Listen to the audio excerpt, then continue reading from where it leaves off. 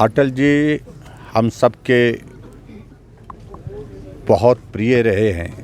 और हिमाचल के लिए जिस प्रकार से उनका स्नेह, उनका आशीर्वाद रहा, प्रधानमंत्री रहते हुए भी और प्रधानमंत्री नहीं रहे तो भी हिमाचल के प्रति, हिमाचल के लोगों के प्रति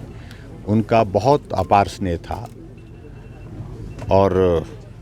देश के प्रधानमंत्री के नाते उन्होंने बहुत बेहतरीन कार्य किए हैं। सर्वाधिक लोकप्रियता की दृष्टि से अपने उस कार्यकाल में वो रहे और प्रधानमंत्री के नाते और पार्टी के हमारे राष्ट्रीय नेता के नाते प्रखर वक्ता के रूप में उनकी एक अलग छवि थी, अलग पहचान थी। जब जनसभाओं में जाते थे तो जनसभाओं में अटल जी का एक एक शब्द सुनने के लिए लोग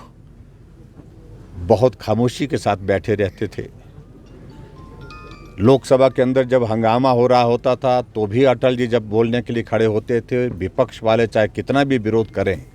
लेकिन अटल जी को बात करते हुए कभी भी टोकते नहीं थे, उनकी बात को सुनते थे। इस प्रकार का नेतृत्व और ख़ास तौर से नेतृत्व के साथ एक कवि की छवि, उनकी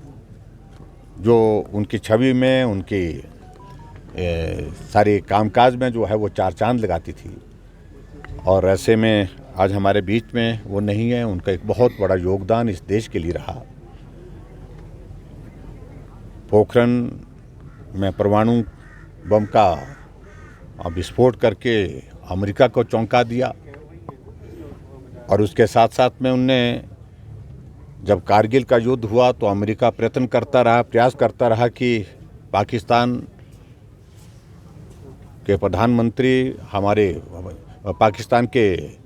ओर से हमारे सामने आग्रह है कि हम मध्यस्थता करें। उन्होंने दो टुक शब्दों में कहा कि मध्यस्थता का सवाल ही पैदा नहीं होता, हमें कतई भी स्वीकार नहीं है जब तक हम कारगिल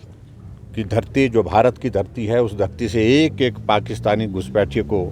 मार करके नहीं गिराएं, भगाए नहीं, तब तक के लिए कोई वार्ता करने का सवाल ही पैदा नहीं होता।